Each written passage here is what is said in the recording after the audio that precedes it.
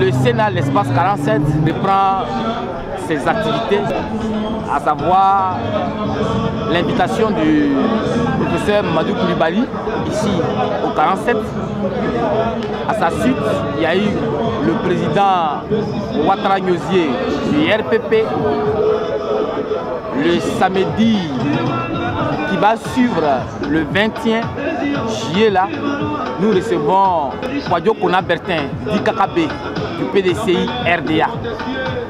À sa suite, le dimanche 22, nous allons recevoir le président Pascal Afin-Guessan, le président légal et statutaire légitime du Front populaire ivoirien. Nous allons le recevoir. Le tout, c'est dans l'objectif d'éclairer l'opinion nationale sur la vie politique, sur la situation socio-économique, sur les activités des partis politiques. Nous sommes à l'orée de 2020, on apprend des alliances, on apprend des divorces, on apprend beaucoup de choses. Comme disait quelqu'un, nous sommes dans un mercato où les batailles futures. Donc chacun recrute là où il peut recruter. On a fait une très bonne équipe. Et c'est pour cela que nous avons décidé d'organiser ces rencontres-là. Il faut dire que le Sénat, l'espace 47, c'est un espace de libre expression. C'est un espace de la gauche. Voilà. Elle informe la population du jour au jour. Et cela est ouvert à tout parti de gauche, tout mouvement de gauche qui voudrait s'exprimer. C'est pour cela que nous adressons des courriers à tous ceux que nous pensons qu'ils ont quelque chose à dire au peuple de Côte d'Ivoire. Nous l'avons fait pour d'autres. Nous continuons de le faire. La preuve, nous avons adressé un courrier au Front populaire ivoirien, tendance Aboudaman Sangaré, à la personne de Akoun Laurent, vice-président chargé de la vie du parti, qui a donné son accord de principe, mais à 48 heures de l'activité, la fédération Yopougon Banco, dirigée par le fédéral Pio Narcisse, s'est opposée à sa venue. Il n'est pas venu. Nous continuons de travailler. Nous continuons d'inviter des personnalités politiques pour éclairer l'opinion. Nous allons encore relancer l'invitation. Notre souhait qu'ils viennent, qu'ils parlent, qu'ils disent sa part contre la vie du parti, où on va, la Côte d'Ivoire s'en va. Ils viennent expliquer.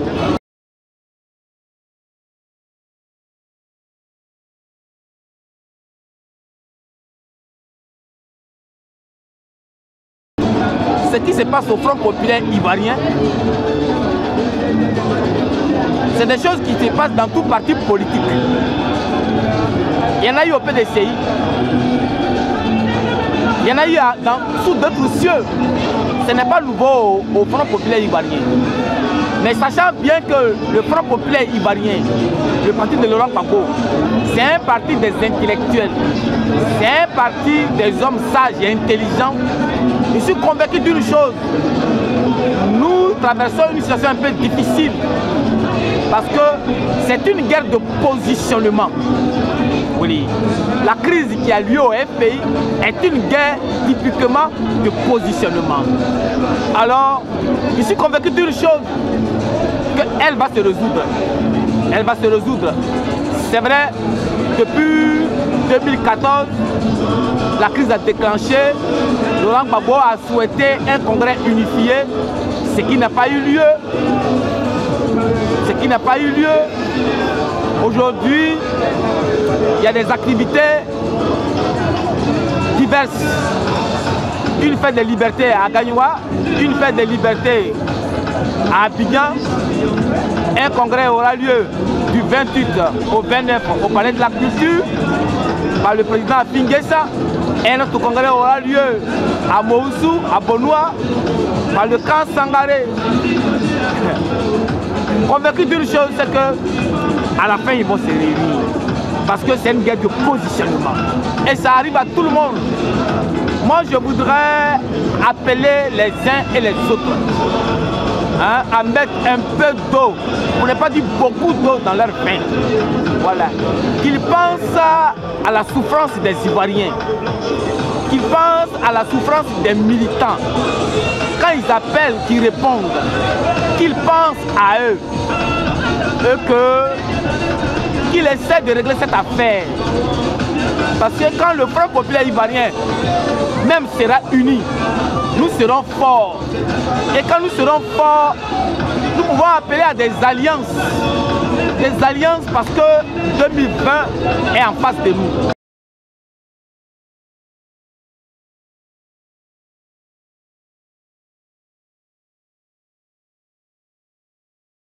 Je ne suis pas surpris.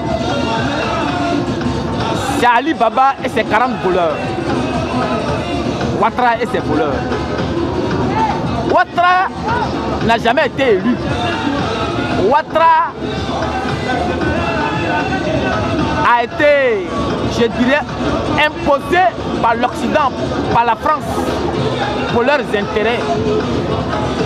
Et aujourd'hui, la formation du nouveau gouvernement, ça ne me surprend pas. Ouattara est très intelligent. Ouattara a lu Machiavel. Ouattara sait, pour gouverner, pour régner, il faut diviser. Ouattara a réussi à diviser le FPI. Ouattara a réussi à diviser le MFA. Ouattara a réussi à diviser le PIT. Ouattara a réussi à diviser le PDCI. Ouattara, il a bien lu Machiavel et il exploite bien à fond. Alors, comme vous le dites, le nouveau gouvernement, mais comme l'a dit quelqu'un, c'est une équipe de campagne pour 2020 que Ouattara a mis en place. Voilà, Ouattara a mis en place son équipe de campagne pour 2020. Donc il dirait, mais Ouattara n'est pas candidat, Ouattara sera candidat. Dès l'instant que Ouattara, venu au pouvoir, a changé la constitution, il a dit qu'il n'y a plus d'âge pour être candidat. Tout le monde savait que Ouattara, moi en tout cas j'étais convaincu que Ouattara allait être candidat. Je ne suis pas surpris. Donc Ouattara a mis en place son équipe de campagne qui très bientôt va sillonner la Côte d'Ivoire. Et les ministres PDCI qui aujourd'hui ne veulent plus répondre de Bédier. Mais ils ne peuvent pas. Parce que s'ils s'opposent à Ouattara, Ouattara a tous les moyens de faire des audits. Et Ouattara sait comment il va les avoir.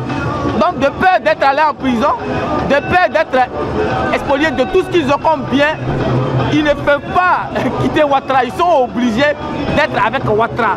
Ouattara a bien préparé sa chose. Et il est en train de l'exécuter son plan. Et il va y arriver. Voilà. Je ne suis pas surpris pour cela. C'est Ali Baba et les 40 voleurs de retour.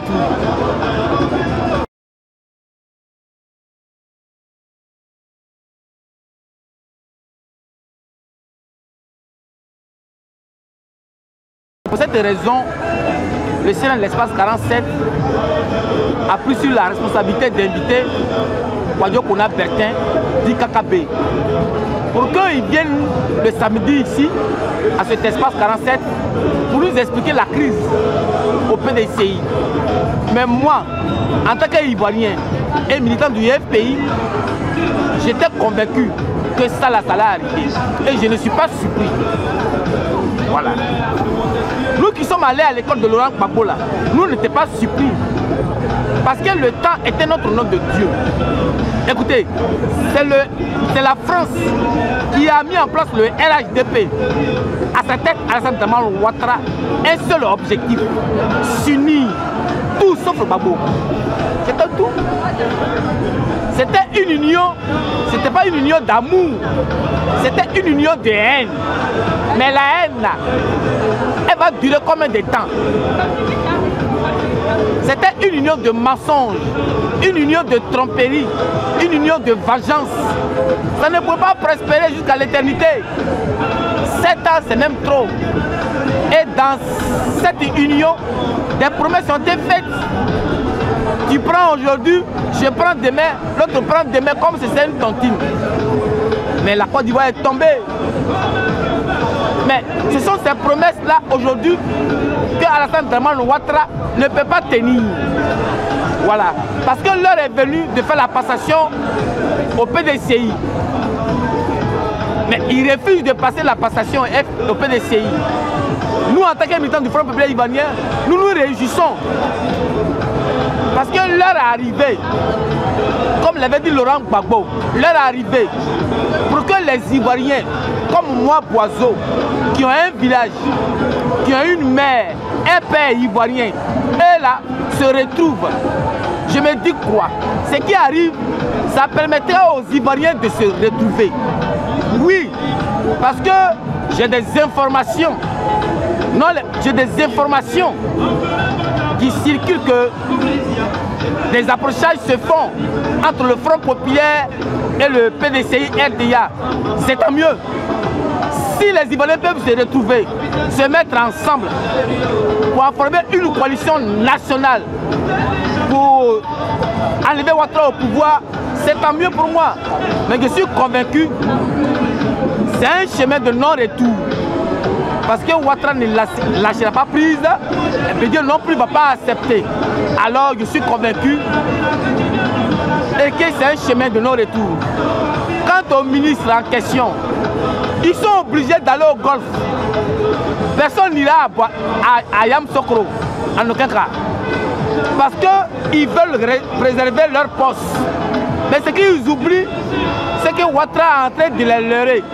Ouattara est en train de les blaguer. S'il s'avère que Ouattara est élu, ils verront le vrai visage de Ouattara. Le PDCI se trompe. Les ministres du PDCI se trompent. Qu'ils se ravisent, qu'ils rejoignent Henri Konan Bédié pour le bien-être des Ivoiriens.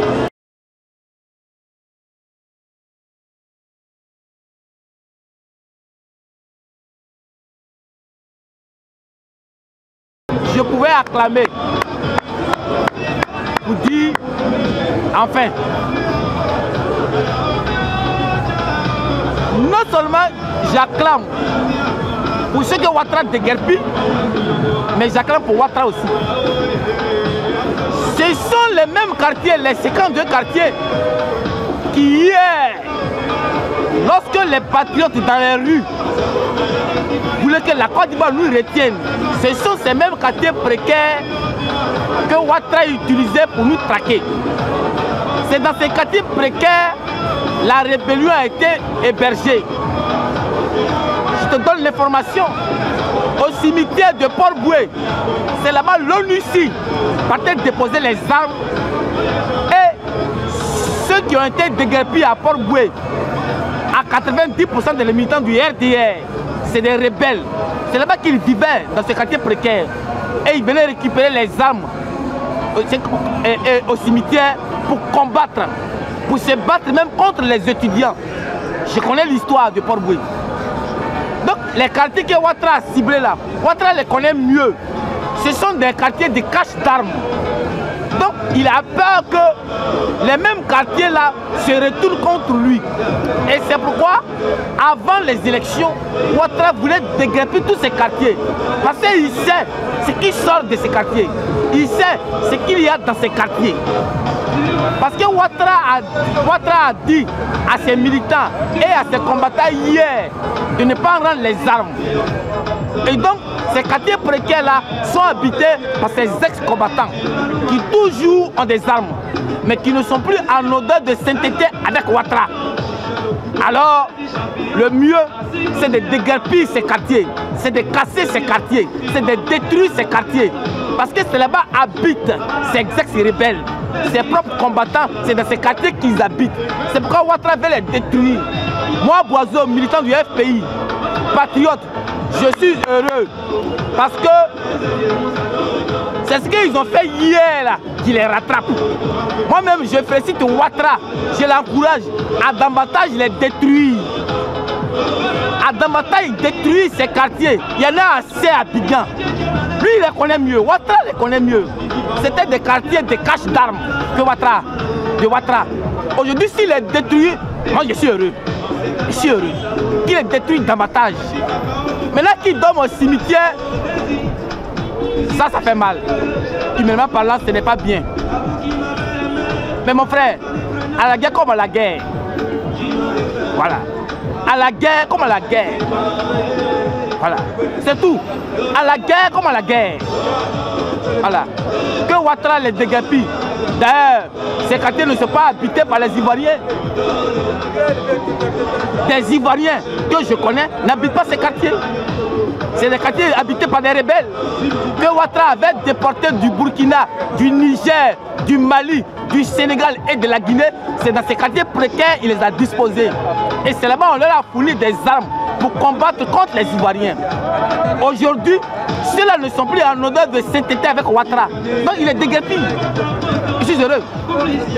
Mais qu'ils retournent là où ils sont quittés, en Guinée. Qu'ils repartent au Burkina, qu'ils repartent au Sénégal et qu'ils repartent au Niger. Qu'ils laissent la Côte d'Ivoire tranquille. Je fais ci de Ouattara, je l'encourage davantage. Qu'ils continuent de les déguerpir.